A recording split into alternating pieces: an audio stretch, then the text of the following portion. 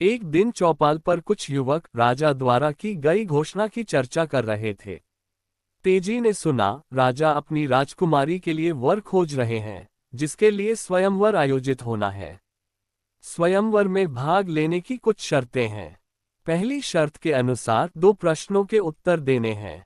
पहला प्रश्न है, गौशाला में 3 गाय हैं, बताना है कौन सी गाय उम्र में सबसे छोटी, कौन सी उससे बड़ी और कौन सी सबसे बड़ी है। दूसरी पहेली है, एक बंद खाली कमरे को कुछ सामान रखे बिना कैसे भरा जा सकता है।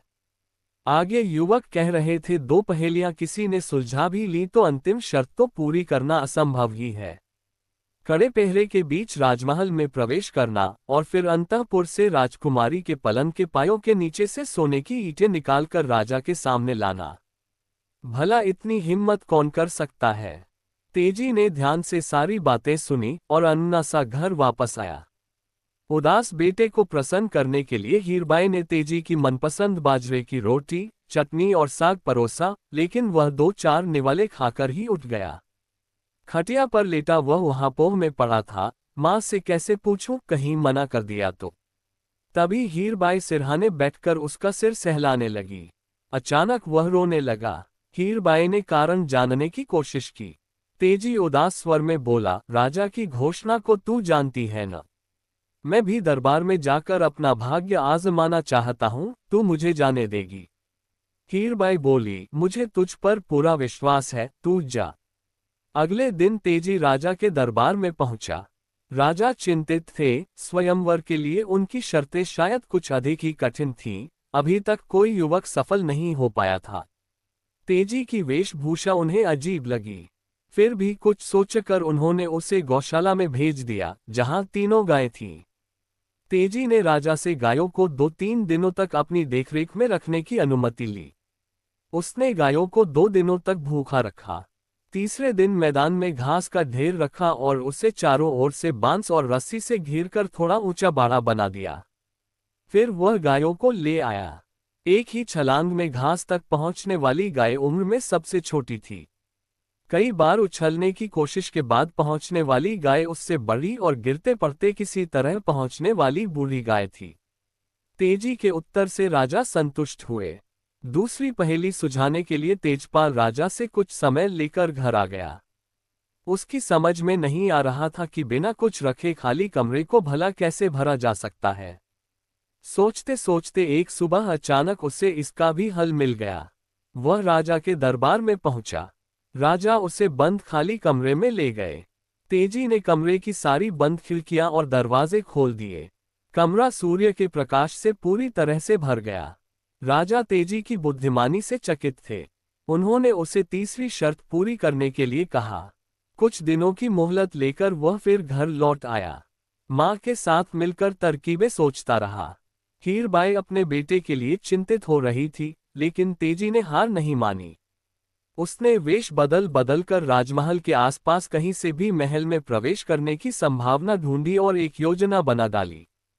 तेजी ने महल के पास घुड़साल में घास ले जाने वाले घसियारे से दोस्ती कर ली।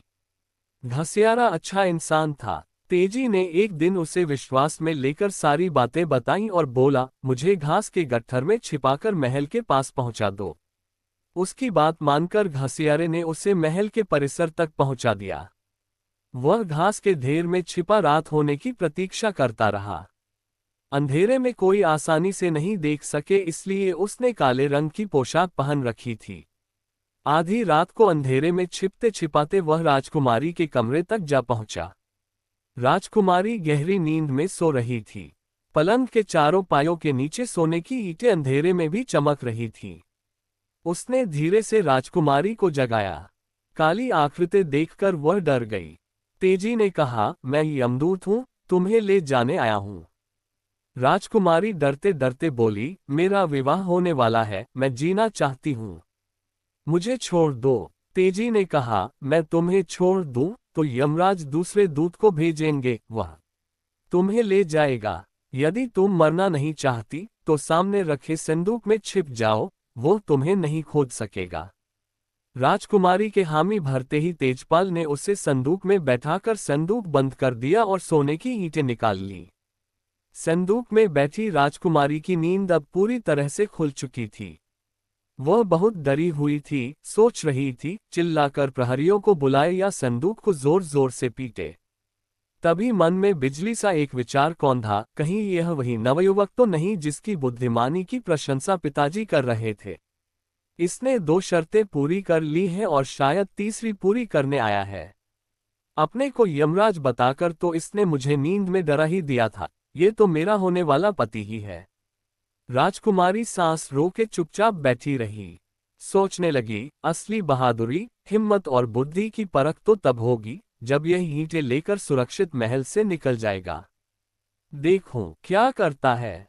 अब तेजपाल दबे पांव राजा के कमरे में पहुंचा। सिरहाने राजा की राजसी पोशाक रखी थी। उसने उसे पहन लिया और बाहर निकला। अंधेरे में प्रहरियों ने उसे राजा समझ आंखें झुकाकर सलाम किया। राजकुमारी ने सुना तेजी प्रहरी को आज्ञा दे रहा था, कोचवान से गाड़ी निकलवाकर राजकुमारी के कमरे का संदूक रखवा दो, मुझे अभी प्रस्थान करना है। हुक्म सुनते ही कोचवान गाड़ी ले आया और उसमें संदूक रख दिया गया। राजा का वेश धारण किए तेजपाल राजमहल से दूर निकल आया। अपने घर से कुछ दूरी पर उसने गाड़ी रुकवाई, संदूक उतरवाया और कोचवान को लौट जाने की आज्ञा दी। उसके चले जाने के बाद उसने राजकुमारी को संदूक से बाहर निकाला और बोला, डरो मत, मैं तुम्हें तुम्हारे पिता के पास पहुंचा दूंगा।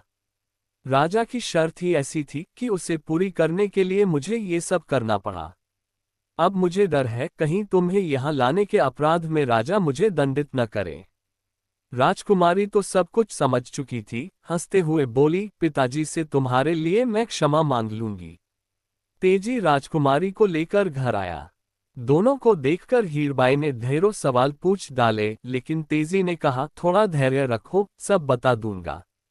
तभी अचानक उसे अपना सपना याद आ गया। वह हंसने लगा। लेकिन ये क्या? अगले ही पल उसकी आंखें भर आईं। राजकुमारी ने कारण पूछा, लेकिन तेजी क्या बताता कि वह पहले से ही राजकुमारी को पाने की सपना देख रहा था। उधर सुबह होते ही राजमहल में राजकुमारी को नहीं देख कोहराम मच गया। सभी परेशान थे।